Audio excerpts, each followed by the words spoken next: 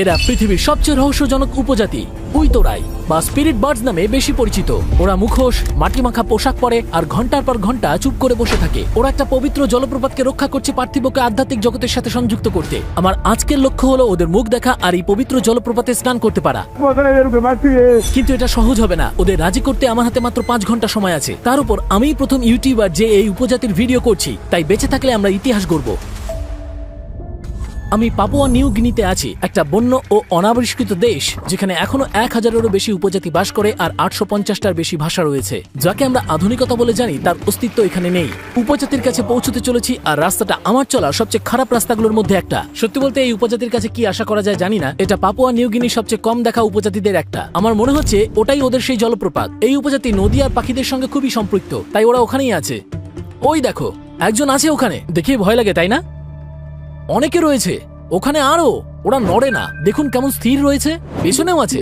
ভাবুন আপনি স্নান করতে এলেন এখানে আর পেছনে এই সমস্ত দেখতে পেলেন।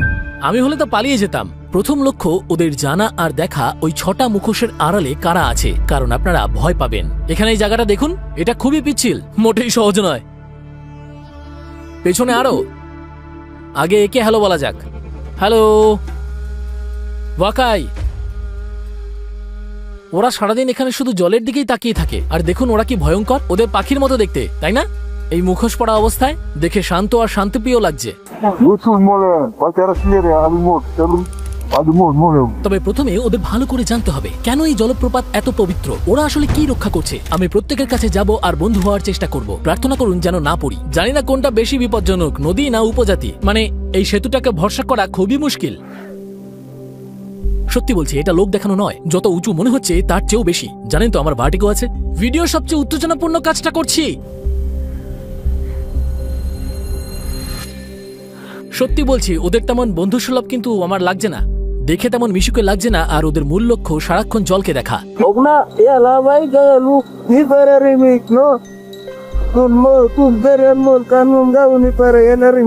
আমাদের সময় ফুরিয়ে আসছিল, মনে হচ্ছিল না আদেও লক্ষ্যে পৌঁছাতে পারবো বলে, তাই তাড়াহুড়ো করতে হলো। আমি তো কাদায় ডুবে যাবো, তাই না? যাই হোক, ওদের আঙুলগুলো দেখুন একবার, মারাত্মক। এ তো বাঁশ। আচ্ছা, এবার আমাদের একটা নিনজা জাম্প দিতে হবে। ওয়াকাই কোনো উত্তর দেয় না। এই পোশাক তৈরি হয় কি করে? আমার অস্বস্তি হচ্ছিল, কথা বললাম, কোনো উত্তর নেই। তাই পরের জনের সঙ্গে কথা বলতে গেলাম যাতে উত্তেজনা তৈরি না হয়। কতদিন ধরে আপনারা এই ঐতিহ্য মেনে আসছেন?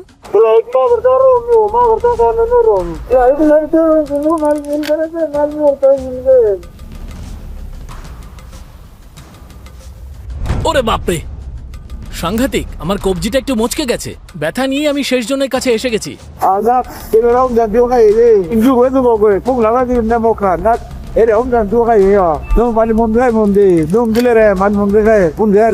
আর এরপর আমরা ওদের মুখ দেখতে চলেছি। আমি এটা স্পষ্ট করতে চাই, আমরা বার্সেলোনা বা স্পেনের কোনো গোপন জায়গায় নেই। কোনো অভিনেতাকে এরকম সাজার জন্য ভাড়া করিনি। এই উপজাতি বাস্তবেই আছে, হাজার হাজার বছর ধরে এই বেশেই আছে, যা রহস্য তৈরি করেছে। এই পাপুয়া নিউগিনিতে উপজাতিরা খুবই খাঁটি আর প্রযুক্তি ব্যবহার করে না। এমন কিছু যা আমাদের জন্য জরুরি হয়ে উঠেছে, যা প্রিয়জনদের কাছাকাছি থাকতে ও নতুন কিছু শিখতে সাহায্য করে। ওরা নদীর ওপরের অংশে এসেছে কারণ এখানেই রীতি পালন করতে পছন্দ করে। ওরা কম বেশি 3-4 ঘন্টা অন্তর একটা রীতি পালন করে। আমি আপনাদের সাথে রীতি পালন করতে পারি?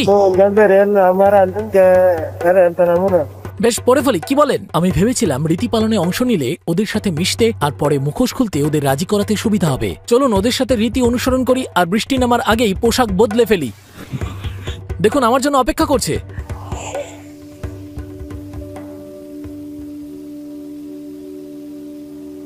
বাহ, দেখতে পাওয়া মুশকিল না?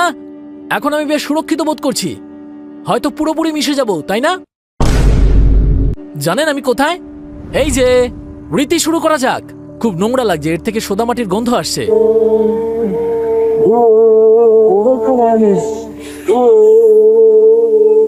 আমি সত্যিই জানি না কি হচ্ছে। দেখুন কিভাবে হাত নাড়ছে, একদম পাখির মতো।